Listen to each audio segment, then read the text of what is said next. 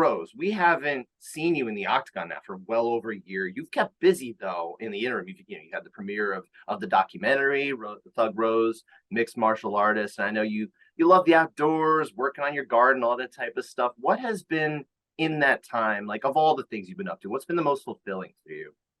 Yeah, getting my grandma to the States, having her live with me and getting her situated back here.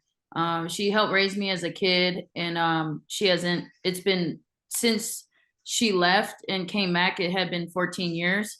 So she's the reason that I can speak Lithuanian. She's, the reason that I'm connected still to my heritage and my roots. And she's just a reminder of why I do what I do. And so, yeah, to get her, it took a whole year to, I mean, she just turned 86. So it's not like it's easy just to hop on a plane and come here. So to have her like healthy and like, yeah, have her green card back and all that stuff and just have her being happy, period, I think it's a huge accomplishment for me. It's bigger than any trophy or belt or anything like that. Obviously those things are nice too, but that just doesn't compare. How is she acclimating to the States? I mean, I think it is a long process, but I mean, she's good now. She just chopped me up some tomatoes from the garden and, making me food every day. So yeah, I appreciate every bit that I get. That sounds like a grandmother for sure.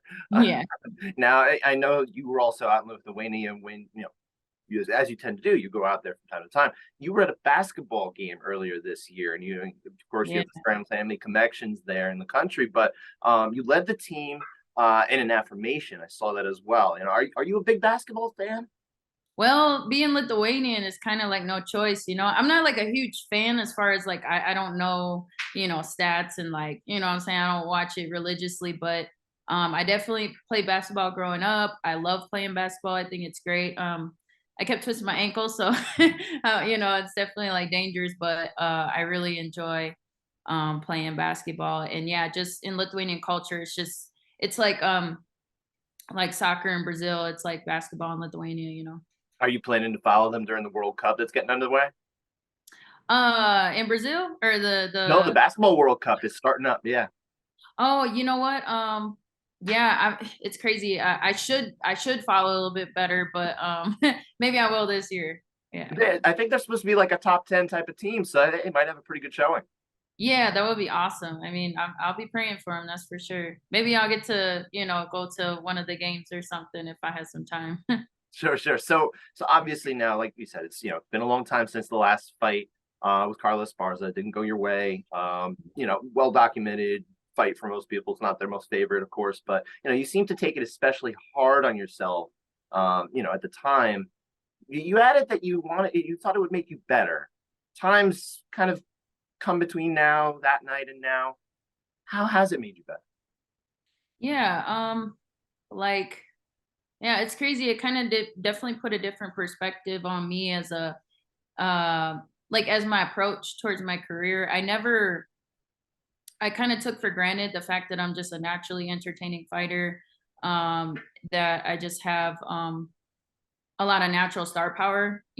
And so it was the first time that I actually even had a boring fight, right? So even though I mean, like, given all of the thing, it wasn't a surprise, like in hindsight, just because of like all the things that kind of the recipe for that to happen sort of happened. And so I don't know, I just had to like learn how to, for like, one, take responsibility, two, forgive myself for it, three, I don't know, there was just a lot of growth. It was I guess I also gave myself a little more appreciation for the entertaining things that I have done in the past, and like kind of like what it takes in order to do that, because it is part of my job. My number one priority though is and always will be protect myself at all times, make sure I get to my family is in best shape of possible. So that's not going to change. But as far as like, yeah, I'm not gonna take for granted that I have a special gift and that's what people watch me for. So I want to give a little more appreciation to that and not just be like, screw you guys. You know what I mean? Like, so I think it really gave me appreciation for like the fans that really do support me. Regardless of, I definitely have moments where I'm not my best self. You know what I mean? And so I really really appreciate that. As we all do, of course. Mhm. Now you spoke as well recently about the fact that you, after that fight, you were kind of thinking you might be done. How you felt like you didn't really want to hurt people anymore, and that maybe you do think that this is still the right path for you at least. Um, Yeah, when yeah. you experience doubts like that, though, like how do you reach within and rekindle the fire to be aggressive and to be able to harm another person in the cage? Yeah. So I guess, yeah, that is a tough question. It always is something that I'm, ruminating over. But at the end of the day, this is competition. They know what they're signing up for, and as well as myself, right? And at the end of the day, like we do all, for the most part, I mean, it is like a traumatic sport and it is violent at times, but the goal is to get the job done with the least amount necessary, right? And but at the same time, there is kind of a beauty in it, that is very complicated, that always gets rehashed in my mind. But as far as like, just the two, like it's not just the flesh, it's the spirit also. Like we're fighting spirits, you know what I mean? And I think uh and then we're fighting within ourselves. And so I think it does make me, because the way my brain is wired, and just from where I come from and just my upbringing and everything, fighting is the best way that I get to learn spiritually.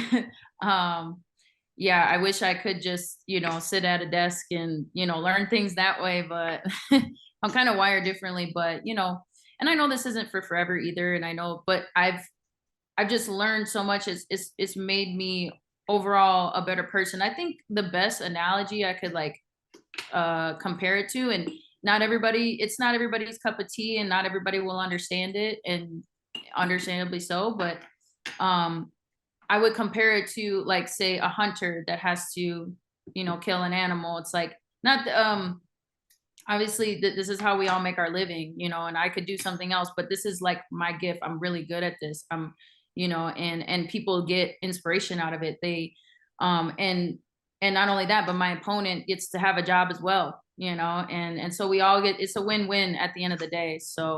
Um so yeah, when you're hunting and you gotta kill an animal, you're very appreciative of that animal giving its life so that you can have life. But yeah, it's not perfect, and it's not always easy to explain, but the more that I do it, the more that I understand. And then I go through my periods of like, but why?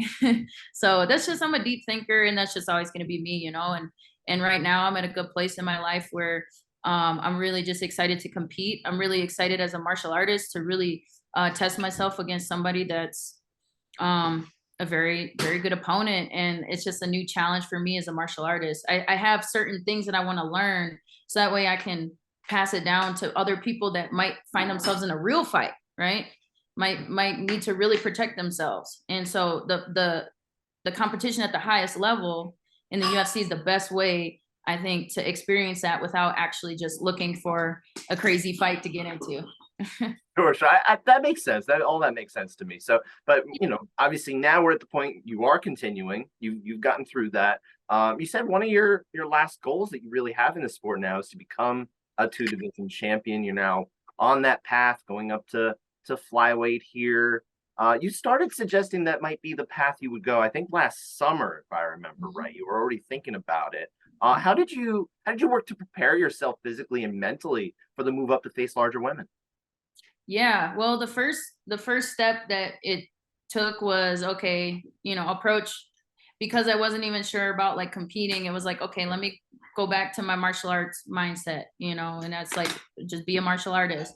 So that led me down the path of uh well, there's a bunch of stuff, but I guess in a nutshell, I had already been getting bigger and bigger with each fight. Every time I cut weight to 115, the cuts just got a little bit bigger, a little bit.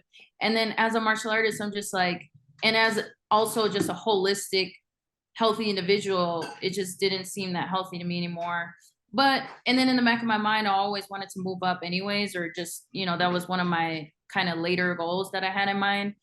So it just seemed like the perfect time, because I had fought everybody at 115. I know that there's still always going to be new people, but as far as like when I got into the division, these are the people that I looked up to, and then this is or came up at the same time. And so so around after fighting Carla, the 115 also just kind of seemed sort of lackluster. So for me, it was like, even though now Whaley coming up is like super interesting again, but besides for the fact, I just got bigger, and then I also was like, okay, well, if I'm naturally getting bigger, I'm just gonna lift more weights and I'm just gonna keep eating. And so I tried to like, I stopped, I basically added breakfast into my schedule because I never would eat breakfast. I'd fast once a week just to stay down, closer to 115. So I haven't been fasting as much. I did last week, so I was good, because I've naturally put on a little more size. But yeah, and then just, not like trying to like overly force being bigger, but just lifting more, eating more, and making sure that I'm strong. I mean, eating more, you must be at least a little happier day to day now. You got a little more food in you. Yeah, what's funny about that is like I'm naturally I have a lot of anxiety. Is just a naturally I'm inclined towards that. And so sometimes when I get really anxious, it is really hard for me to eat. But it yeah, I most of the time I really enjoy eating as long as I'm just relaxed. Especially when grandma's making it, right? Of course, yeah. And then everything's coming from the garden. It's just like, man, it's yeah, can't get better than that. Sure, sure. Now you took a grappling match in the interim too. It was against UFC Flyweight, Jillian Yeah. Robinson. Now you're in that division with her. It didn't go your way, but what lessons did you take away from competing against someone that size? Yeah. I mean, I definitely like that was kind of one of those experiences where it was like I did it. I think it just got my ass off the couch, so to speak. You know what I mean? Like it helped me like, all right, I gotta get out there and do something. And yeah, I kind of fell on my face, but it was like whatever, it's a good learning experience. But it also was like um it stressed the need for like better drilling, better like fundamental jujitsu, and things like that, and just like competing regardless. Like it was like a huge learning experience because when I used to just like as a kid, I was definitely a knucklehead. I would show up to jujitsu matches like pretty much drunk. You know what I mean? Just whatever, like just to do it for fun. And now that I don't do those things anymore, but the level of competition in grappling and jujitsu is totally different.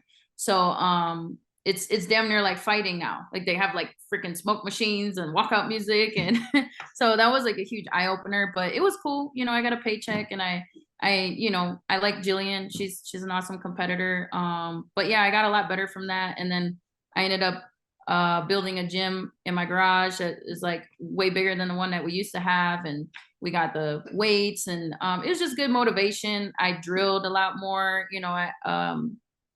and yeah, and then I ended up competing in ADCC after that, and I think I got, was it silver or gold, or I mean silver or bronze, I can't remember, but grappled against really high level jiu-jitsu girls in there, so yeah. And that fills in the competition kind of absence that you had since your last MMA fight, of course, too. Yeah, Um, the yeah, it was last just momentum, yeah. Sure, sure. But last year, when you were talking about kind of this move coming up to flyweight, Valentina was still the champion. Valentina Shevchenko. She's got the rematch, of course, coming up to try and get her belt back from Lexa Grasso, September 16th. You guys are friends. You've made that very clear that it's not a palatable fight for you, but you guys would need the right reasons. Right. Things have to happen to make this happen. But if she is the champion again, how does that affect your plans to chase that two division goal? Yeah, I mean, obviously things can happen, things can change so fast. So like obviously I'm not like thinking that far ahead, because I do believe that she's the greatest female fighter. I think I have a lot of confidence in her that she's gonna get her belt back. Although I'm not sleeping on Alexa either. I think she's legitimately, got like was the better fighter in that fight. But I think just overall, I think Valentina's, most likely gonna become the champ again. However, like I said, things can happen, things change. So I'm not like gonna be making too many plans ahead of September 2nd. However, yes, I adore Valentina. I think I really do appreciate her what she's done for me, just being able to train with her, period. And so I have a lot of respect for that. And if we were to ever fight, I would just have the approach of, hey man, we basically we basically, went to war in the gym for I don't know how many months, for free. So if we can make some money and inspire some people in the process, then I'd be all down for it. Hopefully, and I know that she's a G, and she's not like she's a freaking warrior, and she always would want to test herself against the best in the world. So if I get to that point, like she wants to test herself, I want to test myself. She's a true martial artist, so I know she would have equal respect for that as well. And so it's just kind of that understanding. I mean, but yeah, like that would also be a dream come true, because I really do look up to her as, yeah, like greatest female fighter. Yeah. Of course. And like you said, obviously you've got September 2nd in front of you. Manon Fiorot is your opponent here, and it's a big fight in the pecking order of the division. She's right behind Valentina in the UFC's rankings. Were you expecting to be able to leap so quickly into that possible, but this is a potential number one contenders fight here. Yeah, if had I won my last fight, you could make the case for champ versus champ, you know what I mean? So, yeah, and nothing really happened in that fight, so it's kind of just that weird neutral position. So, even though I lost, right? But ultimately, yeah, like I think, uh, other than just like it being a super lackluster fight, I didn't really lose much. Let's say, I don't know, credibility as far as like my skills and stuff. It's not like I got my ass whooped for 5 rounds or something. But anyway, so with that being said, yeah, I don't think it's too much of a surprise. I know that I have like a big name that everybody wants to try to, you know what I mean, use something off of it. So it's like, and I know that I'm also a really dangerous fight for anybody. So I think the UFC, I think it just kind of makes sense, you know what I mean? And they gave me this opportunity. I'm very, grateful for it. But at the same time, it's like that's is what I've done with my career. So yeah, number one contender. Cool. Let's do it. For sure. And Manon is well known for her kickboxing, likes to Mhm. work that jab. She used that very well against Kayla Chukagian last fight. You've been in plenty of high-paced striking battles before, so that's not exactly uncharted waters, but I think we've seen a lot more of your ground game than we have of hers. A lot of people would look at that as, that's the path of least resistance for you. How do you see it? Yeah, it's always gonna be my game plan is always the same against everybody. Is punch them in the face, take their back, choke them out. You know what I mean? Like, and it might manifest differently depending on who it is. And yeah, so uh, for this fight, is no different. However, yeah, I think she's also I'm definitely respecting her ground game as well. We haven't seen it as much, but she does have. I believe she's got, if I'm not mistaken, I think she's got some judo background. You can kind of see a little bit of it. So I think she mainly uses her, takedowns to kind of steal around or to like win on points and stuff. She doesn't usually, right? Usually stay on top and try to like grind people out. So she kind of takes them down and then kind of stands back up again. So yeah, we have our game plans for that. We have but my approach is always to be the better martial artist, to be better everywhere, and to just be the best version of myself possible. So I'm excited. I think she brings a lot of tools to the table, a lot of interesting traditional martial arts background that I really enjoy and think is as a martial artist, that's what excites me. Sure, sure. And last question I have for you is, you are generally well received by fans wherever you fought, particularly in New York. We love you here. Everybody loves to see you come around. You've been here a bunch of times. You will be the outsider in Paris here. The crowd's likely going to be very staunchly on her side. How do you feel about that? Yeah, it's cool. I mean, yeah, I feel like I've always kind of had.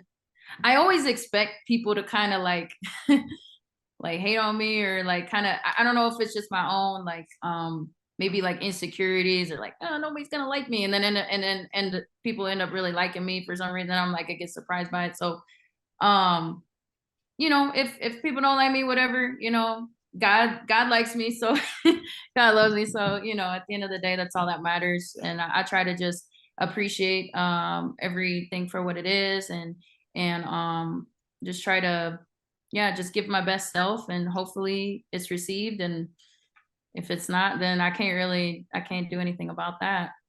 Are you going to try and stick around after the fight, see some sights? It's Paris. You know, this is one of the most famous cities in the world. I know, you know, what's funny is like, yeah, that would be cool. I mean, we're going a little early, so maybe we'll be able to catch stuff before, but after I'm usually like on a mission to get back home. But it is like really close to Lithuania. So it's like I thought in my mind, like, oh, that'd be cool to catch a flight over there. But we'll see, you know, no plans. I'm just yeah, taking one day at a time, and hopefully I'll get to see something cool, I know that I'm really looking forward to the food, definitely.